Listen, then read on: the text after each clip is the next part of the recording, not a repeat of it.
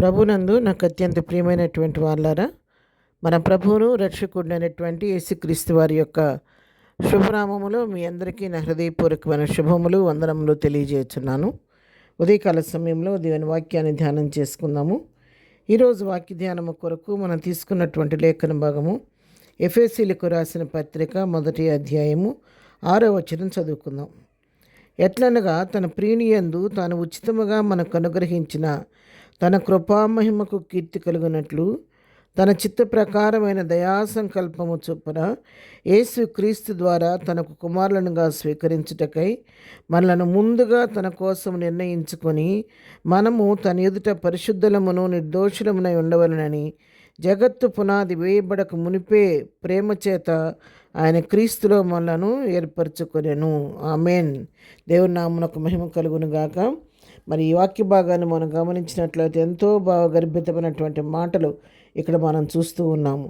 మన యొక్క రక్షణ ప్రణాళికను గురించి ఇక్కడ చక్కగా అపోస్తున్న పౌలు ఎఫెసీ సంఘంతో మాట్లాడుతూ చక్కగా దాని గురించి వివరిస్తూ ఉన్నాడు. ఈరోజున మనం రక్షించబడ్డాము అంటే అది ఏదో ఈరోజు ఒక్కరోజుతో అయిన పని కాదండి. ఇది దేవుని యొక్క అది అనాది ప్రణాళిక. అది ఏనాడో నువ్వు తల్లి గర్భంలో ఉండగానే నిన్ను తను ఏర్పరచుకొని నియమించుకొని ప్రత్యేకించుకొని తన సొత్తుగా నిన్ను అంగీకరించి ఈరోజు నా రక్షణ భాగ్యం నీకు ఇచ్చి తన బిడ్డగా తన మహిమ కొరకు ప్రభు వాడుకుంటూ ఉన్నాడు.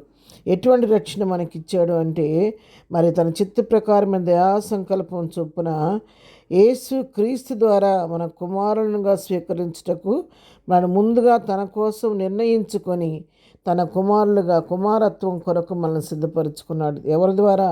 మన రక్షకుడైన యేసు క్రీస్తు ద్వారా తనకు కుమారులుగా స్వీకరించడానికి ఆయన ఎప్పుడు ఏర్పరచడానికి తెలుసా? ముందుగా తన కోసం నిర్ణయించుకొని మనం తన ఎదుట పరిశుద్ధులముగా నిర్దోషులంగా ఉండాలని జగత్తు పునాది వేయబడక మునిపే ప్రేమ చేత ఆయన క్రీస్తుల మనలను ఏర్పరచుకున్నాడు. నువ్వు తల్లి గర్భంలో పిండముగా ఉండగానే ఆయన తన పని కొరకు ఏర్పరచుకున్నాడు, నిన్ను ప్రతిష్ఠించుకున్నాడు. అందుకే 139వ కీర్తనలో మరి కీర్తనాకారుడు చెప్తూ ఉంటాడు, నా తల్లి గర్భంలో నేను పిండముగా ఉండగానే నీ కన్నులు నన్ను చూచినాయి అంటాడు.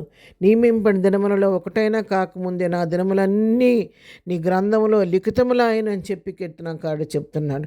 అవును, మన తల్లి గర్భంలో పిండముగా ఉండగానే మనకు జన్మనిచ్చిన తల్లి కూడా మన ముఖాన్ని చూడకముందే నీ పట్ల నా పట్ల ప్రత్యేకమైన ప్రణాళికను ప్రభు కలిగి ఉన్నాడు. ఆయన తన గర్భంలో ఉండగానే ఆయన మనల్ని ఏర్పరచుకున్నాడు, నియమించుకున్నాడు, తన సొత్తుగా తన జనాంగంగా చేసుకున్నాడు. ఆయన బిడ్డలుగా జీవింపచేయటానికి, ఈ లోకంలో తన మహిమను వెదజల్లేవారిగా ఉండటానికి ఆయన ఆనాడే నిన్ను నన్ను ఏర్పరచుకున్నాడు. ఎఫెసీయుల పత్రికలోని 2వ అధ్యాయం 10వ వచనం చదువుకుందాం.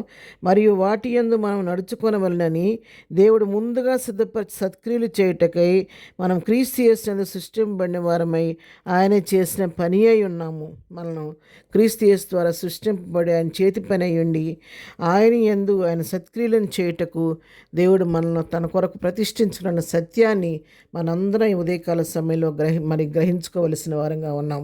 ఈ లోకంలోకి మనం ఎందుకు వచ్చామంటే ఏదో బ్రతుకుతున్నాము, మన కోసం మనం ప్రయాసపడటం కాదు. కానీ అసలు ఈ లోకంలోకి ప్రభువుని ఎందుకు తీసుకొచ్చాడనే సత్యాన్ని ఒకసారి మనం ఆలోచించుకుంటే నీ పట్ల నా పట్ల ప్రభువుకున్న ఉద్దేశం ఏంటో, ప్రణాళిక ఏంటో మనం తెలుసుకోగలుగుతాం.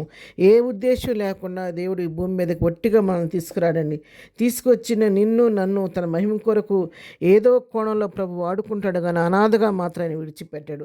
అందుకే పేతురు రాసిన 1వ పత్రిక 2వ అధ్యాయం 9వ వచనం మనం చదువుకుంటే, మీరు చీకట్లో నుండి ఆశ్చర్యకరమైన తన వెలుగులోనికి మిమ్మల్ని పిలిచిన వాని గుణాతిశయములను ప్రచురం చేయ నిమిత్తము ఏర్పరచబడిన వంశమును, రాజులైన యాజక సమూహమును, పరిశుద్ధ జనమును, దేవుని సొత్తు అయిన ప్రజలునై ఉన్నారు.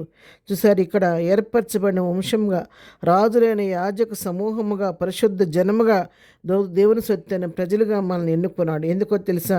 చీకట్లో నుండి ఆశ్చర్య వెలుగులోకి రప్పించింది ఎందుకో తెలుసా? మమ్మల్ని పిలిచిన వాని గుణాతిశయాలను ప్రచురం చేయడానికి నిన్ను నన్ను ఆ విధంగా ఏర్పరచుకున్నాడు. కాబట్టి మన పిలుపును గుర్తెరిగి ప్రభు మహిమార్థం లోకంలో జీవిద్దాం. ప్రార్థన. ప్రేమ కలిగిన తండ్రి, పరిశుద్ధుడా నీ కొందనాలు. ఈ దినం పునరుద్ధానపు దీవెనలతో మమ్మలను మా కుటుంబాలను దీవించి ఆశీర్వదించండి. మా సంఘాలను దీవించండి. ప్రతి ఆరాధన ద్వారా మహిం పొందండి. ప్రతి దైవజను ఎత్తిపెట్టి మహిం కొరకు వాడుకోండి. శత్రువు ఎక్కడా కార్యం జరిగించకుండా ప్రశాంతమైన వాతావరణంలో ఏదైనా ఆరాధన జరగడానికి సహాయం చేయండి.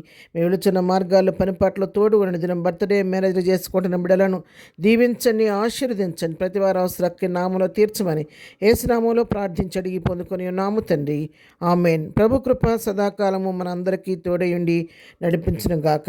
ఆమెన్.